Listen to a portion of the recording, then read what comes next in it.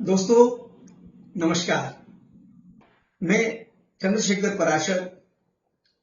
अपने YouTube channel law for lemon में आप सभी का एक बार फिर से स्वागत करता हूं। दोस्तों आप जानते हैं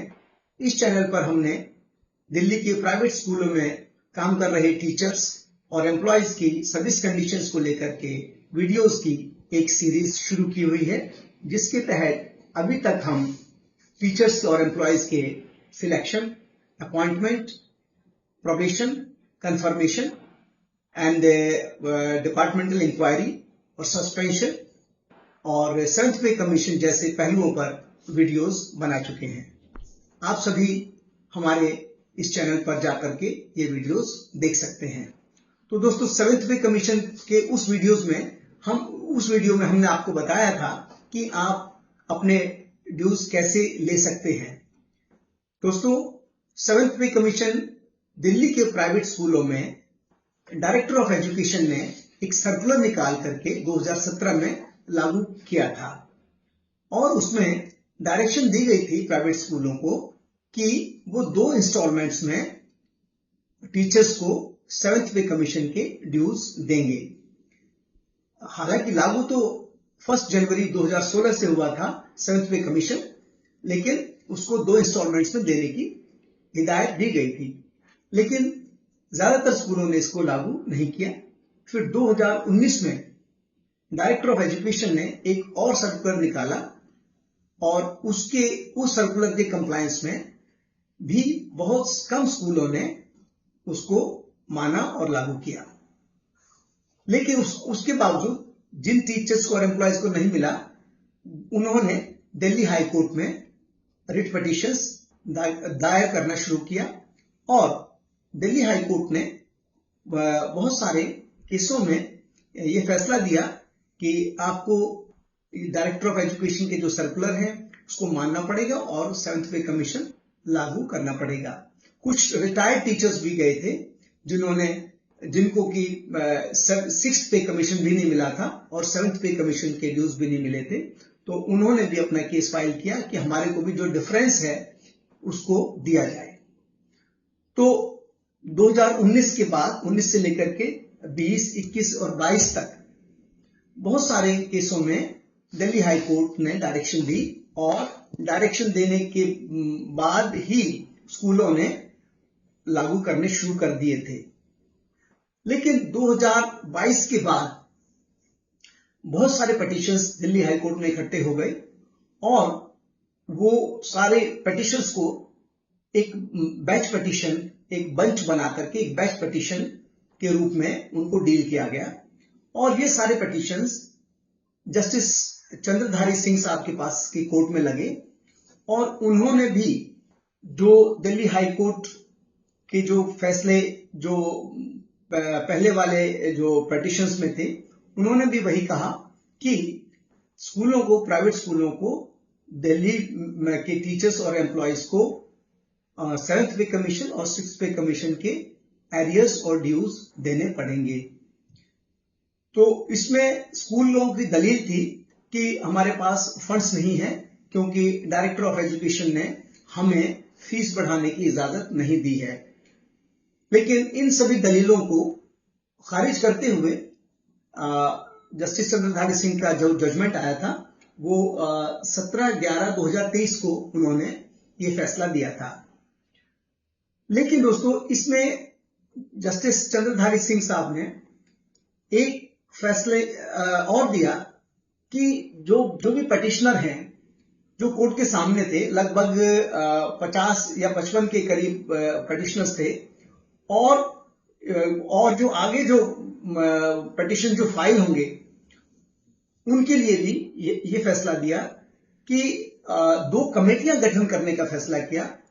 कि director of education zonal level पर और एक सेंट्रल लेवल पर कमेटी का गठन होगा। जोनल लेवल पर जो कमेटी होगी उसके हेड होंगे डायरेक्टर ऑफ एजुकेशन और उसमें एक रिप्रेजेंटेटिव स्कूल का होगा और एक सीए होगा जो कि कैलकुलेशंस में मदद करेगा। और सभी पिटिशनर को बोला गया कि आप अपने जो केसेस हैं वो उस कमेटी के सामने फाइल करेंगे और वो कमेटी एनालाइज करेगी बारीकी से देखेगी कि आपका 6th पे कमीशन या 7th पे कमीशन का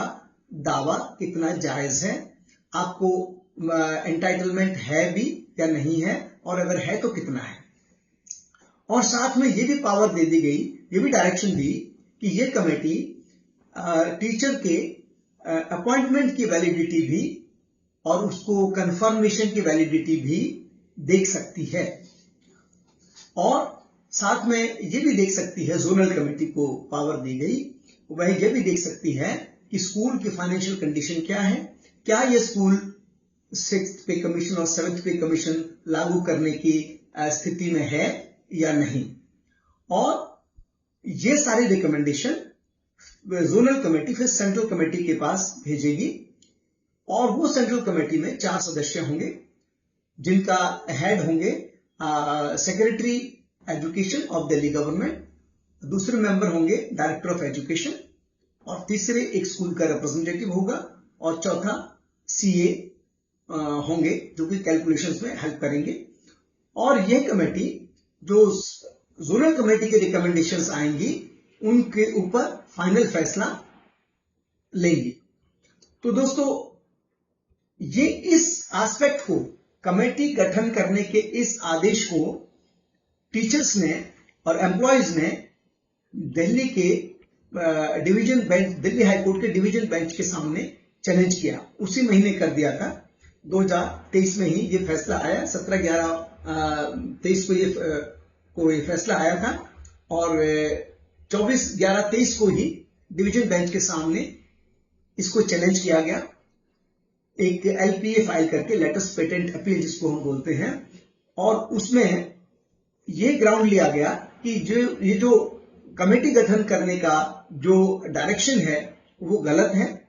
और इसको सेट असाइड किया जाए, क्योंकि इस तरह की जो कमेटी है उसको बनाने का कोई औचित्य नहीं है। यानी कि टीचर्स को और एम्प्लॉयज को दोबारा से फिर उसी लिटिगेशन में जाना पड़ेगा, और यह भी कहा गया कि ऐसी कमेटीज को बिना किसी लेजिस्लेटिव प्रोविजन के गठित नहीं किया जा सकता, और यह भी बोला गया कि रिट कोर्ट को ऐसी पावर नहीं है, और यह भी बोला गया कि अगर जो इतने इसको एडजुडिकेटरी पावर दे दी गई है, यानी कि वह टीचर्स के अपॉइंटमेंट की वैलिडिटी, उनकी कंफर्मेशन की वैलिडिटी को भी देख सकती है, और एक स्कूल वो अपने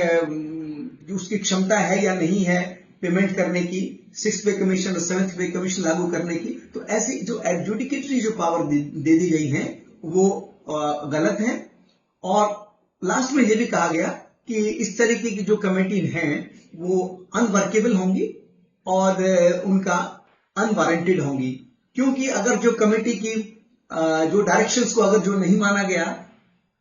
तो फिर उसके पीछे दोबारा से उनको टीचर्स और एम्प्लॉयज को दोबारा से कोर्ट में, दिल्ली हाई कोर्ट में आना पड़ेगा या कंटेम्प्ट पिटीशन फाइल करना पड़ेगा। तो इस तरीके से ये एंडलेस प्रोसेस होगा, और टीचर्स को पहले ही, एम्प्लॉयज को पहले ही इतने देरी हो चुकी है। तो इसको फिर दिल्ली हाई कोर्ट के डिवीजन बेंच ने इस एस्पेक्ट पर स्टे लगा दिया, यानी कि 24/11/23 को ये स्टे लगा दिया गया था। और इसके अंदर जो लीड केस है वो मैं आपको बताता हूं। ये जो इसको लीडिंग केस ट्रीट किया गया LPA number 762 of 2023, Renu Arora versus Saint Margaret senior secondary school. बहुत सारे पिटीशन हैं, एलपीएस हैं, लेकिन इसको लीड केस ट्रीट किया गया है। और अब इसकी सुनवाई बीच में होती रही, जो फॉर्मेलिटीज हैं वो पूरी हुई हैं, और अब इसकी सुनवाई 17 सितंबर 2025 को फिक्स की गई है। तो 17 सितंबर को हो सकता है, अगर जो कोर्ट के पास टाइम हुआ तो फाइनल फैसला आ जाए। तो फाइनल फैसले में 2 सिनेरियो हो सकते हैं। एक तो कोर्ट डिवीजन बेंच उस कमेटी गठन करने के फैसले को अपहोल्ड कर सकती है। अगर अपहोल्ड करेगी तो आपको वही प्रोसेस फॉलो करना पड़ेगा जो कोर्ट ने, सिंगल जज साहब ने जो डायरेक्शन दी थी, यानी कि आपको कमेटी के सामने हर एक को अपना केस दोबारा से फाइल करना पड़ेगा। और अगर जो सेट असाइड किया जाता है